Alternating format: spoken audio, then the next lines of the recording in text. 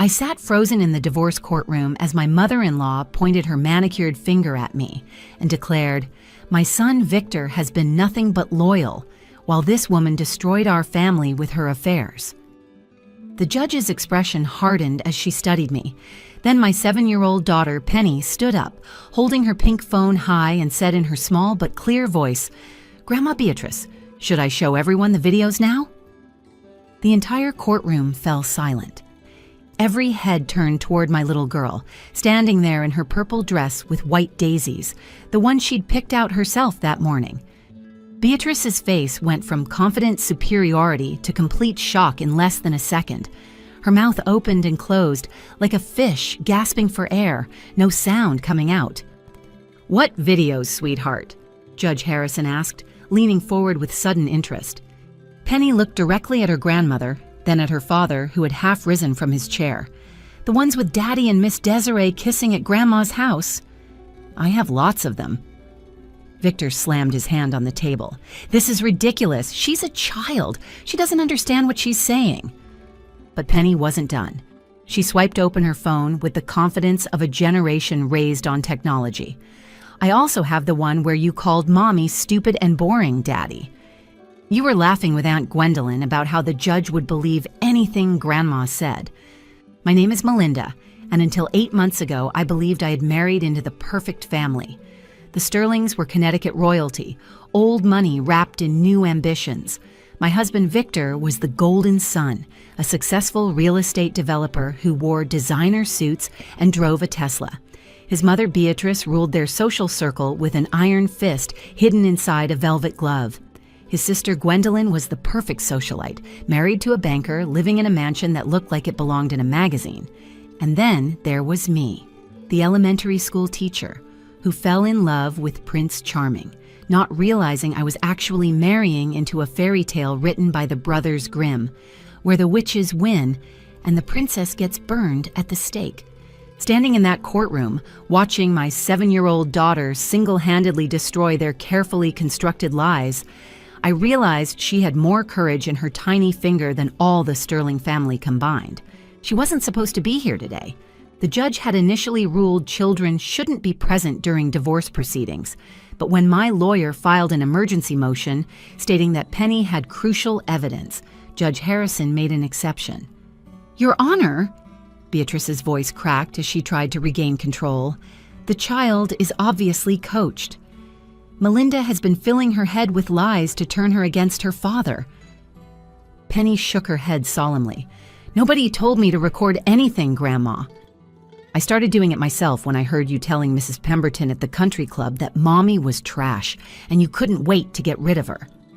The judge raised her hand for silence. "Young lady, Penny, is it? Would you please come up here and show me what's on your phone?" As Penny walked toward the judge's bench, her light-up sneakers blinking with each step, I caught Victor's expression. The smugness was gone, replaced by something I'd never seen before. Fear. Real, bone-deep fear. His lawyer was frantically whispering in his ear, but Victor's eyes were fixed on our daughter. "Bailiff, please connect the child's phone to the courtroom display system," Judge Harrison ordered. My sister-in-law Gwendolyn suddenly stood up from the gallery. "This is a violation of privacy. You can't just show private conversations without consent." "Sit down, Ms. Sterling," the judge commanded. "If these videos contain evidence relevant to perjury committed in my courtroom, they absolutely can and will be reviewed." That's when I knew everything was about to change. The Sterling family had walked into this courtroom expecting to destroy me.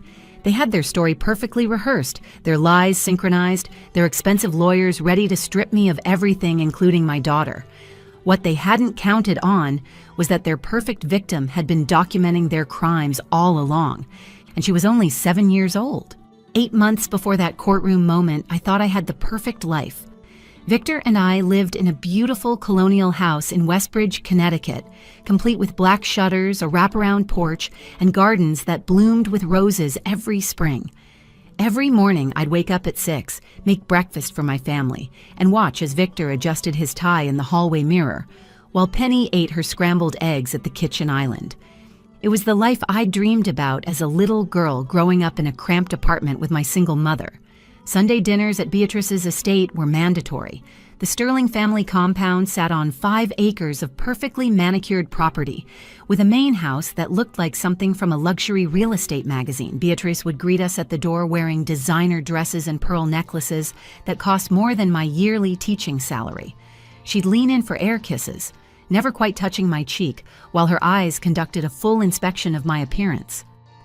"Melinda, dear," she'd say that particular Sunday in February, examining my simple blue dress from Target. "Victor works so hard to provide for you and Penny. Perhaps you could invest in something more appropriate for family gatherings? First impressions matter, even with family." Victor never defended me. He'd just squeeze my hand under the massive dining table and whisper, "You know how Mother is. She means well." But did she? Every dinner followed the same pattern. Beatrice would serve elaborate 5-course meals on china that had been in the Sterling family for generations, while making pointed comments about my career choices. "Teaching is such noble work," she'd say, her tone suggesting it was anything but. "Though I can't imagine why you'd choose to spend your days with other people's children when you could focus on raising Penny properly and supporting Victor's career." Gwendolyn was worse in her own special way. While Beatrice wielded passive aggression like a scalpel, Gwendolyn preferred a sledgehammer approach. She'd corner me in the kitchen while I helped clear plates, her perfect French manicure tapping against her wine glass as she dispensed unsolicited advice. "A successful man like Victor needs a wife who understands the game," she said that February evening, blocking my path to the sink. "Someone who can host his clients, charm investors, be an asset. Not someone who comes home covered in finger paint talking about parent-teacher conferences." "I love my job," I'd respond, keeping my voice steady. "My students need me." "Your husband needs you more," Gwendolyn would snap back, "or he'll find someone who understands that." Looking back, the warning signs were everywhere. Victor would come home late from client dinners, smelling like wine and perfume that wasn't mine. He'd guard his phone like it contained state secrets, taking calls in his home office with the door locked.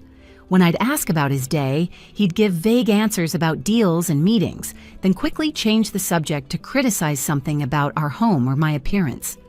"Maybe Mother has a point about your wardrobe," he'd said one evening as I graded papers at the dining room table. "My colleagues' wives understand presentation. You look like you shop at discount stores." "I do shop at discount stores," I'd reminded him, "on a teacher's salary while you handle all our investments and major purchases, remember?" He'd rolled his eyes and retreated to his office, probably to text whoever was making him compare me to other women. But I stayed. I made excuses. Every marriage has rough patches, I told myself. He was stressed about work. His family meant well. Things would get better once his latest development project was complete. I buried myself in my teaching, finding joy in my third graders' achievements, their silly jokes, their handmade cards that said "best teacher ever" in crooked handwriting. Penny was my anchor through it all. She had Victor's dark hair and angular features, but her spirit was entirely her own. She'd inherited my love of books and questions, always asking why things were the way they were. During those Sunday dinners, she'd sit quietly with her tablet, supposedly playing educational games I'd downloaded for her, but I'd catch her green eyes watching everything, absorbing the dynamics, filing away information with the precision of someone far older than 7. "Why does Grandma Beatrice make you sad, Mommy?" she'd asked one night as I tucked her into bed. "What makes you think she makes me sad, sweetheart?" "Your smile goes away when she talks to you. Your real smile, not the pretend one you do sometimes." Even at 7, my daughter saw through the facades we all wore. She recognized the difference between genuine happiness and performance. I didn't know then that she'd been documenting everything, building a case that would ultimately save us both from the Sterling family's suffocating embrace of wealth, lies, and conditional love that came with a price tag I could never afford to pay. Everything changed on a Thursday evening in March. Victor was supposedly at a client dinner in Hartford, the third one that week. Penny was at Beatrice's house for her weekly grandmother bonding time, an arrangement Beatrice had insisted upon since Penny turned 5. Every sterling child needs to understand their heritage, she'd said, making it sound like we were royalty instead of just wealthy Connecticut suburbanites with inflated egos. I'd come home early from school with a splitting migraine, the kind that made the world feel too bright and too loud. The principal had noticed me wincing during our staff meeting and insisted I leave. As I pulled into our driveway, I noticed Victor's office window shade was askew, which was odd since he was obsessive about keeping them perfectly aligned. Everything in Victor's world had to be perfect, controlled, managed. I decided to straighten it, and while I was there, organize his home office as a surprise. He'd been complaining about the mess, though to me it looked immaculate. But that was Victor. Nothing was ever quite good enough. His desk drawer was locked, which struck me as strange. We'd never locked anything from each other before, or so I thought. The key was in his golf bag, exactly where he always hid spare keys, thinking he was clever. Inside that drawer, I found a folder labeled Investment Statements. Normal enough, except these weren't our joint investments. My hands started shaking as I read through credit card statements for an account I didn't know existed. Charges jumped out at me. Tiffany & Company for $3,200. The Ritz-Carlton in Manhattan for multiple stays. Le Bernardin restaurant for dinner for two, charged on nights when Victor claimed he was eating takeout at the office. The statements went back 2 years of systematic deception while I clipped coupons and shopped sales to stretch my teaching salary. Behind the statements, I found printed emails. The sender's name made my blood run cold. Desiree Morrison. I recognized that name. She was one of Victor's client associates, a blonde real estate agent who wore designer suits and laughed too loudly at his jokes during company parties. The emails were explicit, leaving nothing to imagination. "Last night was incredible," one read. "Beatrice was right about you being trapped in that boring marriage. Once you're free, we can stop hiding." Another mentioned meeting at Beatrice's house while I was at work. My mother-in-law knew. She'd been facilitating her son's affair. I photographed every page with my phone, my teacher's instinct for documentation kicking in. Then I found the worst document of all, a draft email to a divorce attorney dated 6 months ago, discussing strategies to minimize financial obligations and secure full custody based on wife's demanding work schedule and inability to provide proper care. When Victor came home at 11 that night, I was sitting in the dark living room with the emails spread across the coffee table. He flicked on the light and froze when he saw me. "Working late?" I asked, noting his mussed hair and the lipstick mark barely visible on his collar. His eyes went to the papers, and his entire demeanor shifted. The mask dropped completely. "You went through my things. How dare you violate my privacy, Melinda? Our marriage is built on lies, and you're worried about privacy." I stood up, my voice stronger than I felt. "Who's Desiree, Victor? Or should I ask your mother, since she apparently knows all about her?" He loosened his tie, walking to the bar to pour himself scotch. The casual arrogance of that gesture, getting a drink while our marriage imploded, told me everything I needed to know about how much I meant to him. "You want the truth?" He took a long sip, then laughed coldly. "Fine. You're boring, Melinda. You come home covered in finger paint and playground dirt, talking about lesson plans and student progress like any of that matters. Desiree appreciates what I provide. She understands a man's needs. She fits into my world." "Then why not divorce me?" My voice cracked despite my efforts to stay strong. "Why all the lies?" "Because Mother would never approve of divorce without cause. It would damage the sterling reputation. And that prenup you signed without reading, you'd get nothing. I needed the perfect family image for my business partnerships. You're part of that image, like a prop in a stage play." "Penny isn't a prop," I said, anger finally overtaking hurt. "She's your daughter."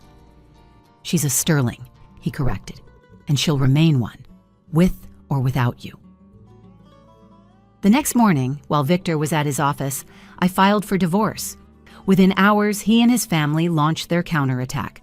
Beatrice called every mutual friend, spreading rumors about my multiple affairs with faculty members.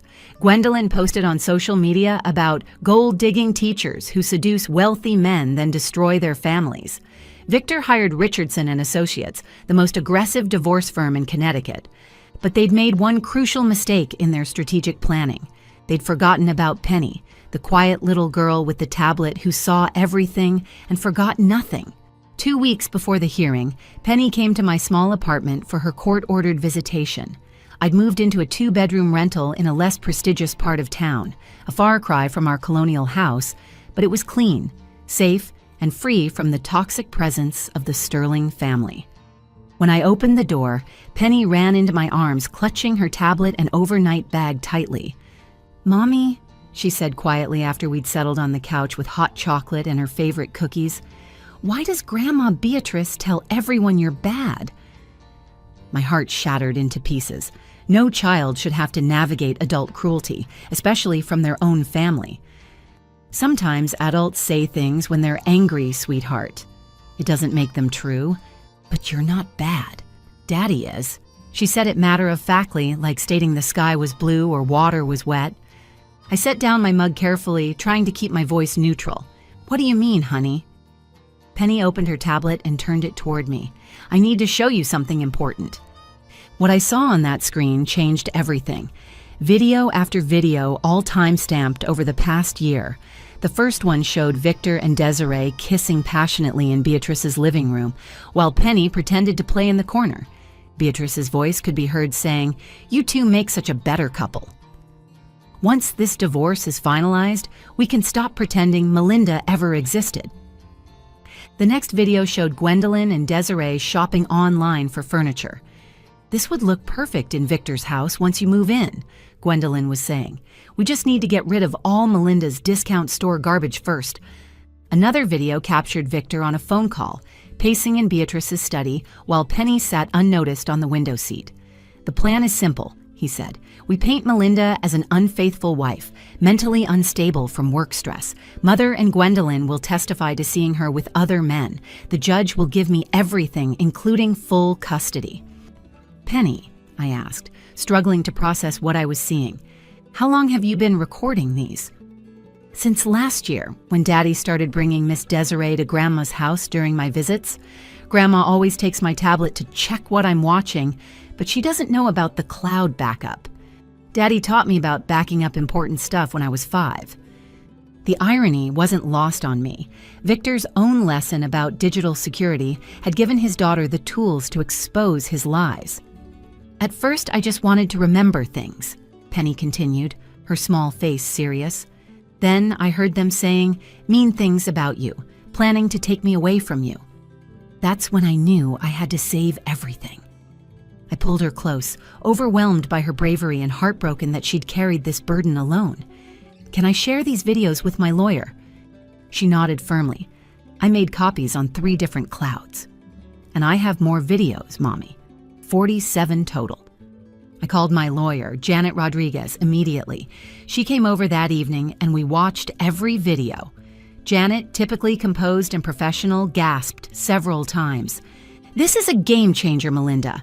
They've committed perjury in their depositions. These videos prove conspiracy, adultery, and parental alienation attempts, but we need to be strategic about revealing them." My brother Theodore arrived the next morning, flying in from Chicago where he worked as a forensic accountant. I'd called him after meeting with Janet, knowing we'd need his expertise. Theodore had always been protective of me, and seeing the videos made his jaw clench with controlled fury. "I've been tracking Victor's financial movements," he said, spreading documents across my kitchen table. "He's been transferring assets to offshore accounts, hiding money in shell companies. But with Penny's videos establishing timeline and intent, I can prove deliberate financial fraud." We spent the next week building our case meticulously. Janet subpoenaed financial records that aligned with Theodore's findings. I provided documentation of every instance where Victor or his family had tried to interfere with my work or damage my reputation. 23 character witnesses from my school agreed to testify about my dedication as both a teacher and mother. The night before the hearing, Victor sent me a text. "Drop the divorce and I'll give you $50,000 to disappear. You'll never win against the Sterling family."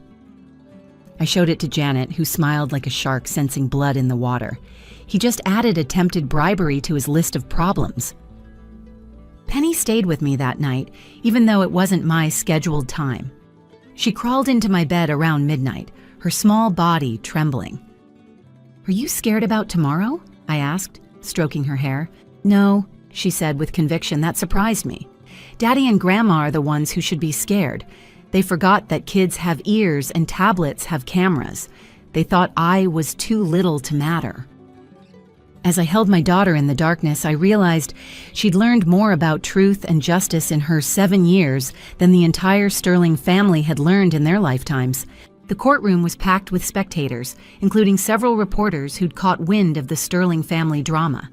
Victor sat at his table with 3 lawyers, his jaw set in confident determination.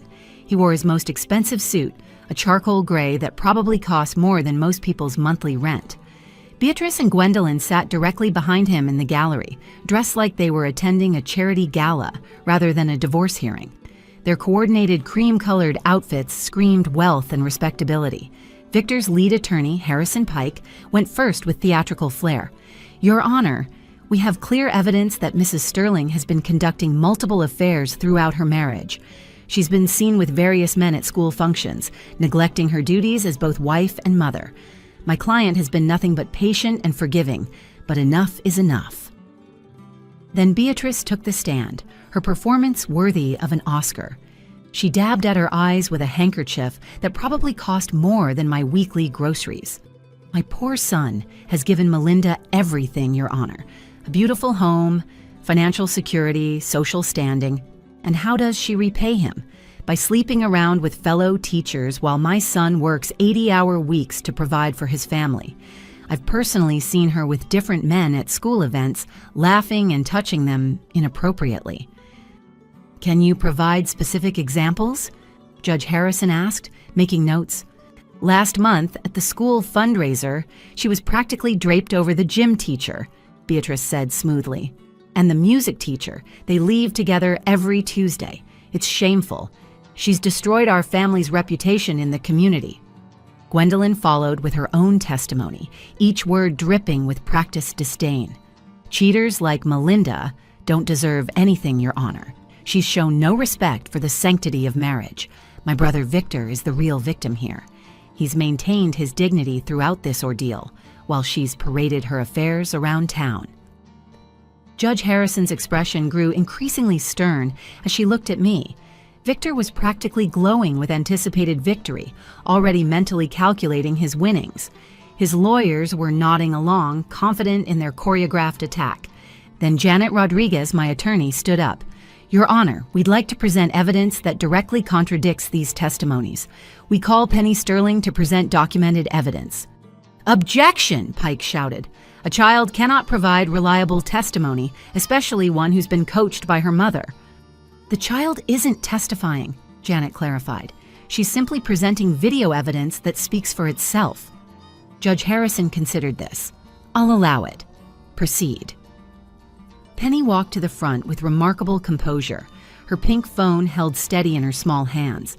She wore the purple dress with white daisies she'd chosen herself, her dark hair pulled back in a ponytail I'd carefully braided that morning. "Your Honor," Janet said, "Penny has some recordings she'd like to share." Beatrice's composure cracked. "This is ridiculous. She's 7 years old." Penny turned to her grandmother with a calmness that seemed to unsettle everyone. "Grandma Beatrice, should I show the judge the videos of Daddy and Miss Desiree kissing in your living room, or the one where you're planning the wedding with her while calling Mommy stupid?" The color drained from Beatrice's face so fast I thought she might faint. Victor jumped up, his chair scraping loudly against the floor. "Those are fake. This is manipulation."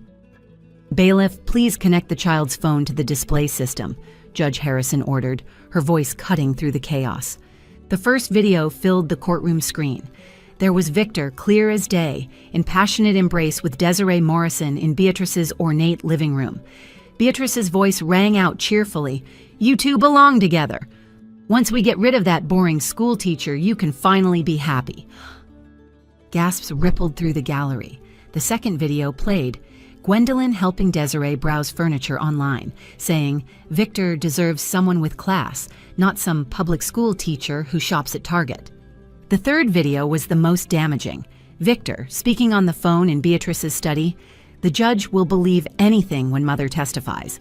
Will paint Melinda as the cheater, mentally unstable, unfit mother. She'll get nothing and I'll get everything, including full custody of Penny. I have 44 more videos, Your Honor, Penny said clearly. Should I show the Christmas dinner where Daddy gave Miss Desiree the necklace he said he bought for Mommy? Or the one where Aunt Gwendolyn explains how to hide money from Mommy in the divorce? The courtroom erupted. Pike was frantically whispering to his colleagues. Victor's face had gone from red to white to green. Beatrice was gripping Gwendolyn's arm so tightly her knuckles were white. Judge Harrison slammed her gavel. Order! Mr. Sterling, Mrs. Sterling Sr., and Miss Sterling, you have committed perjury in my courtroom.